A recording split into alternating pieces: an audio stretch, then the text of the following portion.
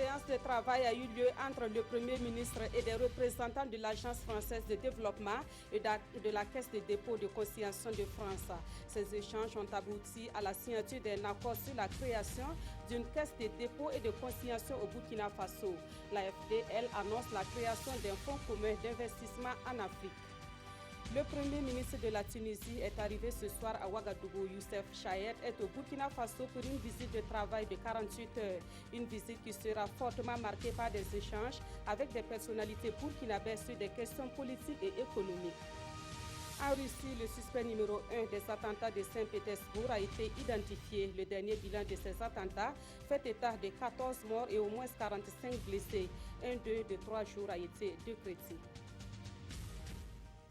Mesdames, Messieurs, bonsoir. Merci de nous suivre. Tout d'abord, nous prenons la direction du palais de Kosiam pour parler des audiences du président du Faso. Cet après-midi, Roch-Marc Christian Kaboré a reçu la ministre des Affaires étrangères du Ghana qui dit être venue au Burkina Faso pour porter un message du président ghanéen à son homologue burkinabé. Dans la matinée, le chef de l'État a échangé avec une délégation de l'Agence française de développement et de la Caisse française de dépôt et consignation. La synthèse de ces audiences avec Issaka Ouedraogo, Ibrahim Sombier, Abdelaziz Yagibou et Vincent Tchendrebigo. La ministre des Affaires étrangères du Ghana au palais de Kosiam cet après-midi. Shirley Ayoko Botchwey dit porter un message du président Nana Akufo à son homologue Roch-Marc Christian Kaboré. J'ai été envoyé par le président Akufo-Addo. Donc le message, le contenu du message, c'est juste pour lui transmettre ce souhait de visite au Burkina Faso. Plus tôt dans la journée, ce sont les deux directeurs généraux de l'AFD, l'Agence française de développement, et de la Caisse française de dépôt et consignation qui sont reçus par le chef de l'État. Leur message, un soutien à la mise en œuvre du PNDS. Ce matin, on a eu l'honneur de venir rendre compte au président du Faso de ses premiers produits de l'alliance entre l'Agence française de développement et la Caisse des dépôts, qui vise à renforcer nos liens, à apporter plus de financement et à accélérer le développement de votre pays ici au Burkina Faso. On fera deux annonces cet après-midi importantes, le lancement d'un très important fonds d'investissement commun dans les infrastructures et puis l'appui aussi au lancement d'une caisse des dépôts et consignations ici au Burkina Faso pour capter l'épargne et la transformer en investissement de long terme. Un engagement salué par le président du Faso qui promet s'investir pour un environnement propice à la réalisation de ces chantiers, selon les visiteurs. Et justement, après le palais de Kosiam, le directeur général de l'Agence française de développement et celui de la Caisse des dépôts et de consignation de France ont eu une séance de travail avec le Premier ministre. A retenu de cette séance de travail, comme cela a été déjà dit, la création d'une Caisse de dépôt et de consignation au Burkina Faso. L'AFD, elle annonce la création d'un fonds commun d'investissement en Afrique. La rencontre a également permis de parler des autres projets financés par l'AFD au Burkina Faso, notamment la centrale solaire des Actoulés. On fait le point avec Pawadrogo, Jean Zongo et Aboubakar Sayon. Une séance de travail avec à la clé la signature d'un accord relatif au projet de création de la Caisse de dépôt et de consignation du Burkina Faso. La Caisse de dépôt et de consignation de France s'engage ainsi à accompagner le Burkina Faso dans la mise en place de sa Caisse de dépôt et de consignation. Cette caisse, dont le projet de création est sur la table de l'Assemblée nationale, aura pour mission de collecter et de mobiliser les ressources financières de long terme afin d'assurer le financement des investissements structurants dans les domaines des infrastructures économiques et sociales. En l'absence de structures publiques susceptibles de porter de manière efficace et durable les activités de financement de longue durée, la mise en place d'une caisse de dépôt et consignation est à nos yeux une alternative sérieuse et crédible. Avec ses 200 ans d'expérience en la matière, la France voit la Caisse des dépôts et de consignation comme un véritable outil de développement dont la création pourrait profiter au Burkina Faso pour 3 raisons. La raison, c'est la protection de l'épargne populaire. Que ce soit l'épargne des épargnants sur leur livret de caisse d'épargne ou que ce soit les pensions des retraités. Une deuxième raison, c'est que c'est une manière de faire quelque chose qui économiquement tient un peu du miracle de l'alchimie, qui est de transformer de l'argent à vue, c'est-à-dire de l'argent qu'on peut retirer du jour au lendemain, comme un compte en banque, comme si c'était dans son porte-monnaie, pour financer des investissements de très long terme. La troisième raison, c'est ce que disait Monsieur le Premier ministre tout à l'heure, c'est-à-dire la fonction de tiers de confiance. Le fait d'avoir un tiers de confiance est en soi quelque chose d'important pour les acteurs publics et privés, et aussi pour le secteur financier naturellement. Pour le chef du gouvernement et le directeur général de la Caisse des dépôts et de consignation de France, la présence des députés dans la commission de surveillance de la future caisse est plutôt un atout pour la gestion de la structure. La création de la Caisse des dépôts et de consignation n'est pas non plus une menace pour la Caisse nationale de sécurité sociale et la Carrefour. Aucune caisse de retraite en France ne se plaint du rôle de la Caisse des dépôts, et on est même des partenaires des caisses de retraite complémentaires. Avec l'Agence française de développement, il a été question des projets de développement, notamment dans le domaine de l'énergie renouvelable, avec la construction de la centrale solaire de Zagtouli. L'AFD prévoit accompagner le PNDS avec 80 millions d'euros par an, soit 53 milliards de francs CFA. L'Agence française de développement a également un projet de développement pour tous les continents africains. Nous lançons aujourd'hui un fonds commun d'investissement dans les infrastructures et en priorité bien sûr dans les infrastructures africaines. C'est un fonds qui est doté de 600 millions d'euros, donc 400 milliards de francs CFA, 500 millions d'euros venant de la Caisse des dépôts, 100 millions d'euros venant de l'Agence française de développement. Et donc l'idée, c'est vraiment d'avoir un instrument très puissant pour apporter des fonds propres dans les projets d'infrastructures de taille significative sur le continent. En plus de l'énergie, le développement urbain, la formation professionnelle et l'emploi des jeunes sont les domaines dans lesquels l'AFD compte investir au Burkina. La construction de la centrale solaire photovoltaïque de Zagtouli est avancée à 48%. Le Premier ministre en a fait le constat. Au cours d'une visite de terrain ce mardi, le chef du gouvernement exhorte les entreprises chargées des travaux à achever le chantier à bonne date. Rappelons que l'objectif de la centrale de Zagtouli est de renforcer l'offre énergétique au Burkina Faso avec une capacité de production de 33 MW. Le reportage de Amadou Ilboudo et Bouma Ernest Nebié. La centrale solaire photovoltaïque de Zagtouli toujours en chantier. Un chantier que le Premier ministre Paul Kabatieba visite ce jour avec les principaux bailleurs de cette centrale solaire qui devra à terme contribuer au renforcement de l'offre énergétique au Burkina à hauteur de 33 MW. 33 MW, ça représentera un apport substantiel à notre capacité de production nationale et surtout, ça va apporter de l'énergie propre, de l'énergie bon marché. Ici, on va produire de l'énergie propre à moins de 40 francs CFA le kilowattheure, ce qui est considérable. D'une superficie totale de 55 hectares, la centrale solaire photovoltaïque de Zagtouli est financée à plus de 47 millions d'euros par l'Union européenne et l'Agence française de développement. On est venu en force aujourd'hui. Je suis là, le directeur général de la Caisse des dépôts pour la première fois est là, la Banque africaine de développement est là, l'Union européenne est représentée, c'est des projets européens et africains que nous bâtissons ici. Et donc on est vraiment venu marquer toute notre attention et notre soutien et faire du Burkina Faso un champion de l'énergie solaire ici en Afrique. Et ça commence ici à Zagtouli avec on parle là de la plus grande centrale solaire d'Afrique de l'Ouest qui, vous le voyez, est en train de sortir de terre. Selon les responsables du chantier, les grosses œuvres sont déjà terminées. Démarrée en juin 2016, la centrale solaire sera inaugurée en début septembre 2017. L'offre énergétique au Burkina Faso devra encore connaître une amélioration avec l'arrivée prochaine de 2 sociétés américaines. Les sociétés Biotherma Énergie et Tetra Tech ont signé une convention pour travailler en synergie et soutenir le Burkina Faso dans le domaine de l'énergie. Elles vont produire de l'énergie solaire d'une capacité de 17 MW chacune. La signature de convention est intervenue ce mardi même à l'ambassade des États-Unis. Nongba Kouda et Moumouni Soubega. À travers ces signatures, les sociétés américaines Tetra Tech et Biotherm officialisent le lancement des études préparatoires pour la construction des centrales solaires de Kodidi et de Pa.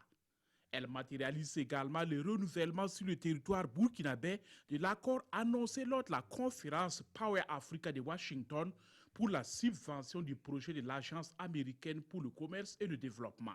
Pour moi, avancer ces ressources et aller en avant, ça prend une opportunité pour vraiment répondre aux besoins et atteints au peuple burkinabé. Chaque centrale aura une capacité de production de 17 MW, une bouffée d'oxygène pour le département en charge de l'énergie. Nous voulons rendre l'énergie accessible et disponible à l'horizon 2020. Et le soleil aujourd'hui, on a un vrai potentiel. Et donc les grands projets qui intègrent le soleil et l'énergie solaire sont les bienvenus pour nous. Donc même dans le PNDS, on a inscrit plein de projets de construction de grandes centrales solaires, entre autres. C'est la société Tetra Tech qui est chargée de conduire les études et Biotherm la réalisation des centrales. Les études sont prévues pour durer 8 mois. Les jours à venir, les responsables de Tetra Tech envisagent des rencontres avec les autorités en charge de l'énergie et les populations des localités concernées. Autre point de l'actualité, le Premier ministre de la Tunisie est arrivé ce soir à Ouagadougou. Youssef Chayed est au Burkina Faso pour une visite de travail de 48 heures. Une visite qui sera fortement marquée par des échanges avec des personnalités burkinabèses sur des questions politiques et économiques. À son arrivée, il a été accueilli par le Premier ministre Paul Kabat-Seba. On voit cela avec Salifou Belem et Tanga Kafando. Le Premier ministre tunisien Youssef Chayed est accueilli à l'aéroport de Ouagadougou par son homologue burkinabé Paul Kabat-Seba et des membres de son gouvernement. Youssef Chayed effectue une visite de 48 heures au cours de laquelle les deux parties vont parler politique, diplomatie, mais aussi affaires. Nous comptons beaucoup sur la redynamisation des relations entre la Tunisie et le Burkina Faso. Il y a beaucoup d'éléments positifs qui ont lieu les derniers mois. Notamment l'ouverture d'une ambassade ici qui témoigne de la volonté politique de la Tunisie nouvelle pour aller vers son environnement africain. Nous pensons que les relations entre la Tunisie et le Burkina peuvent vraiment se hisser à un niveau beaucoup plus important. Les relations entre la Tunisie et le Burkina Faso sont appelées à se renforcer, à se développer. Et ceci à la faveur des changements démocratiques et des changements politiques positifs qui ont eu lieu dans nos deux pays. Et également à la faveur du fait que tout dernièrement, nous avons eu des échanges d'ambassades. La Tunisie vient d'ouvrir une ambassade au Burkina Faso, ce qui va faciliter grandement les échanges économiques. Youssef Chayed est accompagné de 7 ministres et plus de 80 hommes d'affaires. C'est donc le début d'un séjour qui s'annonce très chargé. Une délégation de députés burkinabés séjourne à Lomé, la capitale togolaise. La délégation a assisté à l'ouverture de la première session ordinaire de l'année 2017 de l'Assemblée nationale togolaise. À l'occasion, le président de l'Assemblée nationale burkinabé a prononcé un discours qui traduit l'amitié et la solidarité entre les parlements burkinabés et togolais. Nous vous proposons un extrait du discours de Salifou Diallo. Aujourd'hui, notre présence à la cérémonie d'ouverture de votre session s'inscrit dans cette vision.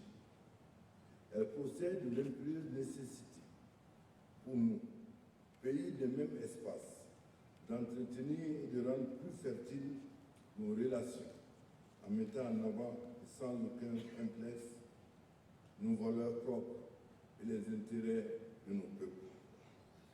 C'est à ce prix que nous pouvons rester dans la marche du monde et y gagner notre place et nous y affirmer. Notre résilience dépendra de l'importance que nous accorderons à la solidarité, au partage, à l'amitié et à la coopération entre nos deux peuples. Retour au Burkina Faso et nous nous intéressons à présent au procès de l'affaire dite de Yimdi. Au tribunal militaire, l'heure est aux réquisitions et aux plaidoiries. Le parquet requiert 20 ans de prison contre le sergent-chef Ali Sanou pour faire de complot militaire. Une réquisition que la défense refuse pour manque de preuves selon elle. Le point de l'audience avec Konstoun Koulibaly et Zoubavier David Dabiri. Dans ces réquisitions, le parquet militaire relate le film des attaques de la soute à munitions de Yimdi avec comme point de départ le putsch manqué de septembre 2015.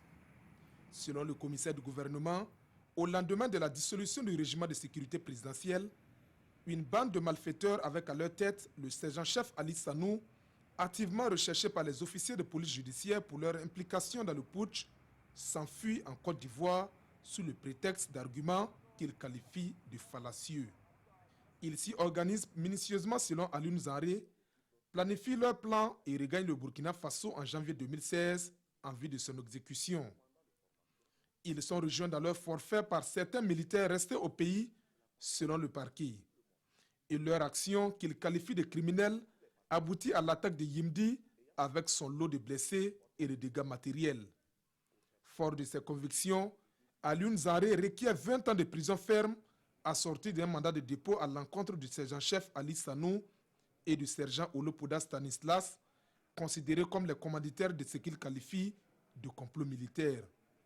Des réquisitions qui font place aux plaidoiries des avocats qui, pour la plupart, dénoncent l'absence de preuves matérielles dans le dossier, les tortures infligées à leurs clients et les légèretés dans la procédure.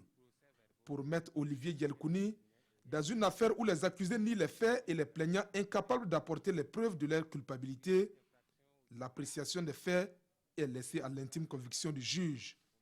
Les accusés, pour la plupart, demandent la clémence du tribunal. Les plaidoiries prennent fin demain au tribunal militaire. Avant de poursuivre ce journal, face aux restantes attaques et menaces contre les populations de la région du Sahel, dans un communiqué, le ministre de l'Éducation nationale et de l'alphabétisation porte à la connaissance du monde éducatif que le gouvernement a pris d'importantes mesures sécuritaires en vue de garantir la poursuite des activités socio-économiques et éducatives. Le gouvernement réitère sa solidarité avec les populations des zones concernées et invite les acteurs de l'éducation intervenant dans ces zones à reprendre les activités éducatives dans les meilleurs délais. Il invite les structures communautaires à accompagner les enseignants pour la réussite de cette reprise et exhorte la communauté éducative à un sursaut patriotique et à ne pas céder à la psychose et à la désinformation. Depuis hier, des représentants de 6 ministères procèdent à la revue annuelle du cadre sectoriel de dialogue commerce et services marchands. Cet exercice entre dans le cadre de la mise en œuvre du PNDES. Il a pour objectif de faire le point de différentes activités menées en 2016 et de formuler les perspectives pour les années à venir. Plus de précisions avec Ibrahima Sombier et Kadi Sanogo. Maillon essentiel du dispositif de suivi-évaluation du Plan national de développement économique et social PNDS, le cadre sectoriel de dialogue, commerce et services marchands concerne 6 ministères. Ils permettent d'assurer le dialogue à travers lequel les rapports sectoriels de performance de l'année 2016 de ces ministères sont examinés. Des directives seront données aux différents acteurs pour une efficacité dans la conduite des actions. Dans le cadre de la mise en œuvre du PNDS, le gouvernement a scindé en plusieurs secteurs pour permettre un meilleur suivi et évaluation du PNDS.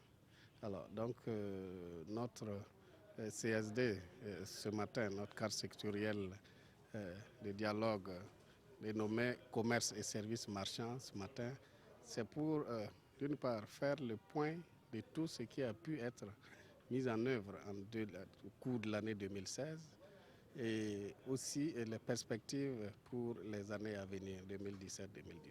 Et tout à l'heure, nous allons rentrer pour nous pencher en profondeur sur chaque dossier, sur chaque département ministériel. Cette rencontre va permettre aux participants de disposer d'un document pertinent à même de permettre de faire face aux défis du développement au Burkina Faso.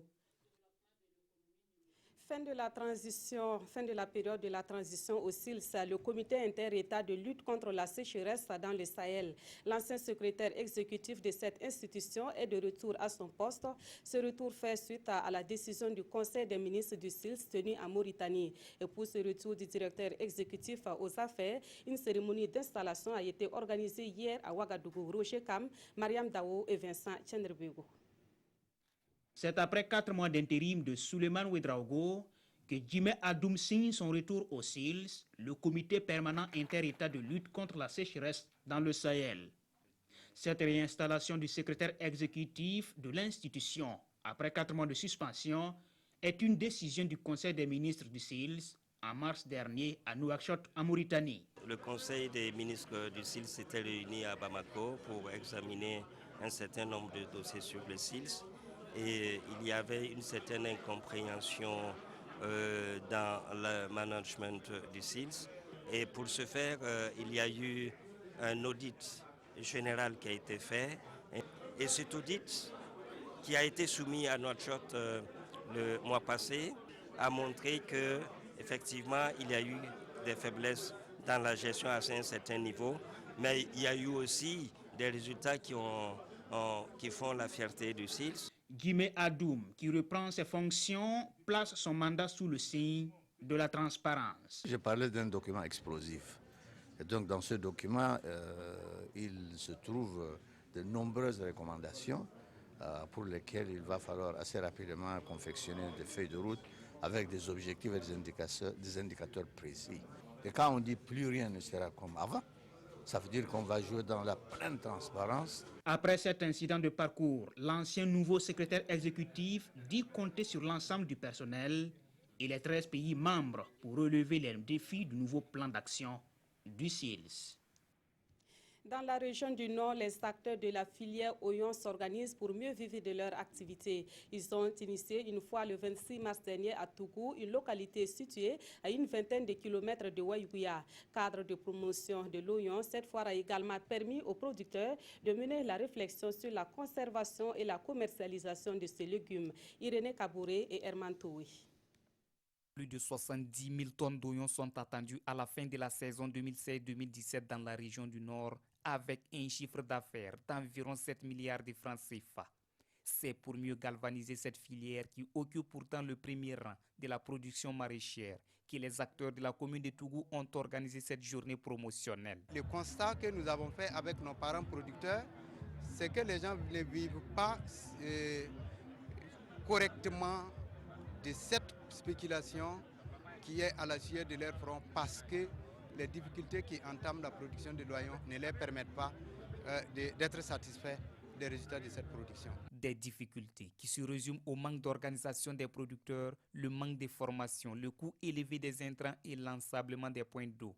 À toutes ces préoccupations, les autorités se sont engagées à accompagner les producteurs dans leur quête d'un mieux-être. Le ministre a déjà rassuré, il a dit de rassurer les producteurs qu'une attention particulière sera accordée à l'analyse des problèmes qui ont été soumis à son attention. Nous verrons dans quelle mesure on va en tout cas accompagner ces producteurs à travers notamment le renforcement donc, de la législation pour protéger donc, suffisamment, mieux encadrer notamment l'écoulement et la commercialisation puisque c'est le nœud gorgien. Et pour matérialiser cet accompagnement, les meilleurs producteurs ont reçu des prix d'encouragement. Cette première édition a permis à une 60aine de producteurs d'exposer le fruit de leur labeur dans l'espoir de mieux conquérir le marché. Dans le secteur de la culture, le bureau burkinabé des droits d'auteur se soucie de la situation des artistes du 3e âge à Mamel du BBDA. Grâce à l'engagement du BBDA, ces artistes sont entrés en possession de leurs droits d'auteur le 31 mars dernier. Mieux, cet engagement du BBDA a connu la participation du chef de l'État qui a contribué à hauteur de 20 millions de francs CFA. Plus de précisions avec Zalissa Sanfo. Des enveloppes. Voilà de quoi redonner le sourire à ces artistes du 3e âge. C'est une initiative du bureau burkinabé du droit d'auteur BBDA pour soutenir ces artistes qui ont fait danser plus d'un au Burkina Faso et partout ailleurs, mais qui aujourd'hui ont du mal à vivre de leur art. C'est une très bonne initiative. Je pense que c'est une façon de prouver du moins de la reconnaissance, en tout cas à l'endroit de tous les artistes. Ces artistes ont permis à leurs nombreux fans de vivre des moments de joie, des moments inoubliables. Ils ont été d'ailleurs à certains moments des ambassadeurs du pays. La précarité dans laquelle vivent certains d'entre eux est donc inacceptable. Alors, cette initiative du BBDA est accompagnée par les plus hautes autorités.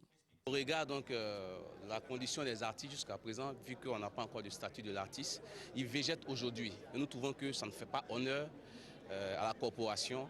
Et il était important d'appeler à la solidarité des Burkinabés. C'est à cette occasion qu'on a pu mobiliser 18 millions de francs à la nuit du droit d'auteur.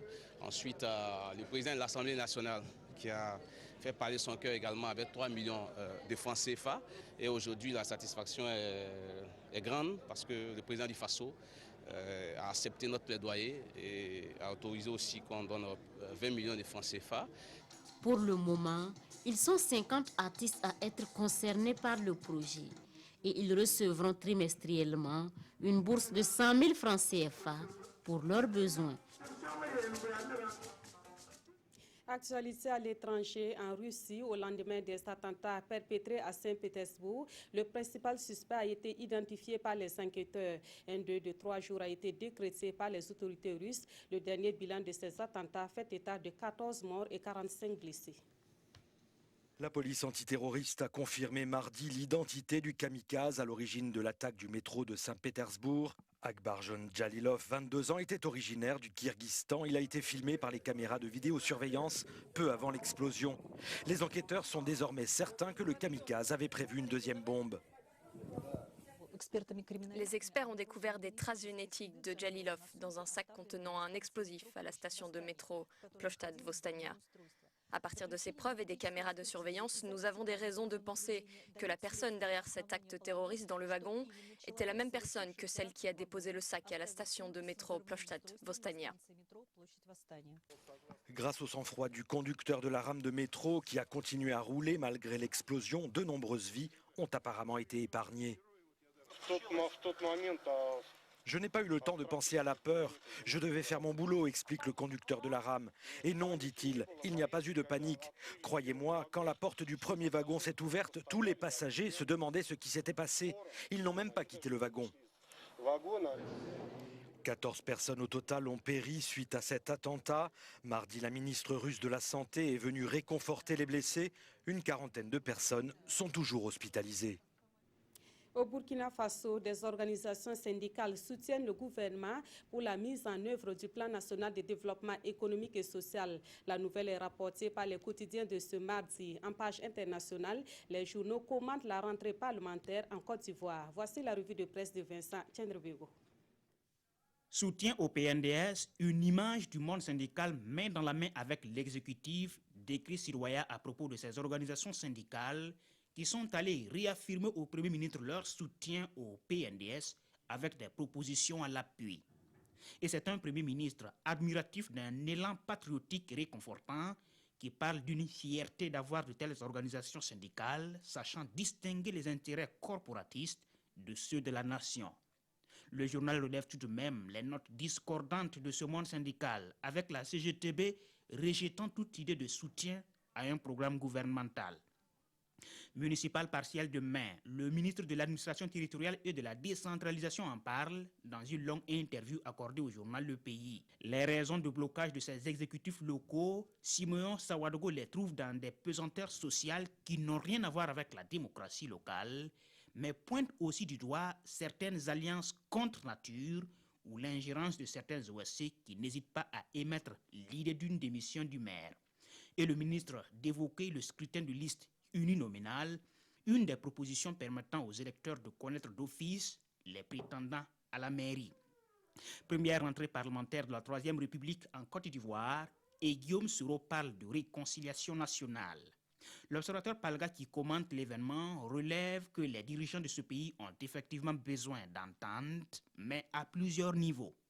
D'abord, entre le RDR et le PDCI, les partis frères désunis, ou entre Soro et Bakayoko, le ministre de l'Intérieur, dont les faux semblants cachent mal leur inimitié, ou encore entre ces deux derniers et le tout premier ministre de la Troisième République, Amadou Gon Coulibaly, qui semble avoir pris l'ascenseur. Tout ça dans un contexte de course à la succession en 2020. Et le journal de se demander, quand Soro parle de réconciliation, mais avec qui, Monsieur le Président? Et c'est la fin de ce journal. Merci de l'avoir suivi. Excellente soirée en compagnie de la RTV.